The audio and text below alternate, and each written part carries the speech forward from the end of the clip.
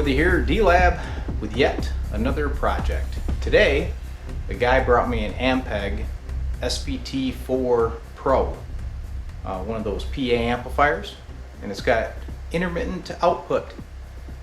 There seems to be some sensitivity on the rear circuit board, so let me show you what I found. It should be an easy fix. So here is the issue. Watch my scope. Okay, I'm going to bring up the audio gain here. You see the sine wave. Looks pretty good, doesn't it? Now watch when I touch the circuit board. Boom. See there? Very sensitive. Right where this cable comes into the board. Now normally, when I have these issues, the first thing I look at is the return effects jack. Usually the contacts on the return jack get intermittent, a little corrosion, can cause the same problem and fool you. However, in this case, I already did a continuity check and that's fine. So there's something going on with this cable, right where it plugs into the board. So next, let's pull the board up and take a look at that cable. So I took off the nuts and the screws that held this board in. It comes out relatively easily. There's the connector in question, okay? Now, these connectors, they're kind of famous for a few problems.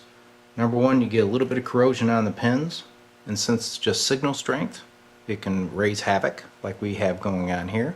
And sometimes these little wires are actually just pushed in to the pins. They crimp them in.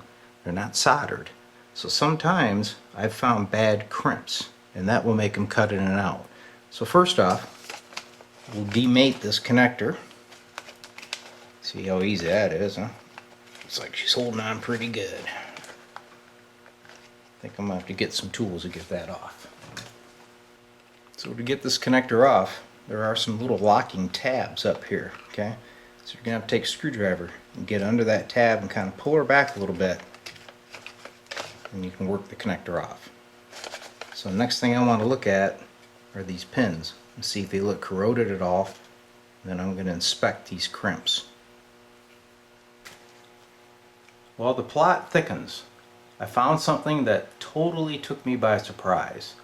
I was inspecting this connector under my magnifying glass, and normally you would see something like this, okay? Your pin comes in and there's a spring metal tab here, so when the pin pushes in, it kind of pushes on that, and that's how the connector works, right? Well, one pin in here, and it looks like it happened when it was manufactured. This is actually twisted, so it doesn't set like this. The pin's coming in, and this piece of metal somehow got turned so it's kind of flat against the pin on its side rather than on top. So it must have been damaged when they assembled the unit. I'm going to try to retract the pin and straighten it out and put it back in, and hopefully that'll fix it. But this is a new one on me, people. Alright, well, looks like I told you wrong. That pin that I thought was deformed and laying on the side rather than being on the top and providing pressure, it wasn't put in incorrectly. It's broken.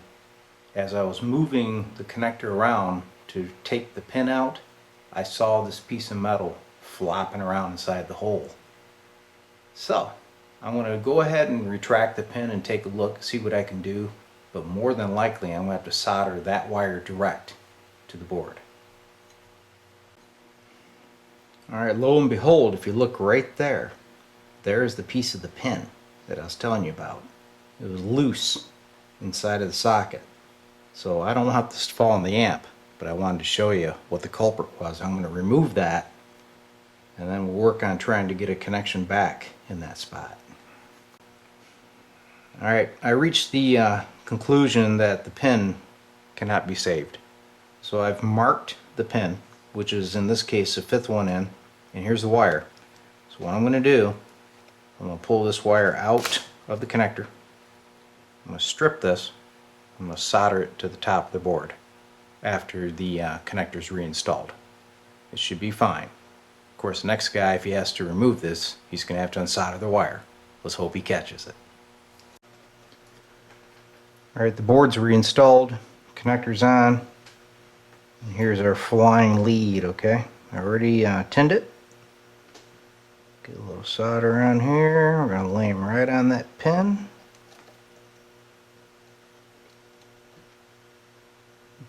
There we go. I'm an old guy, so I'm doing this under a magnifying glass. You can't see that part. Okay, so here we go. You can see my wire soldered to the top of the board. Got the scope here. Injecting with the audio generator. Bring her up. There's the sine wave.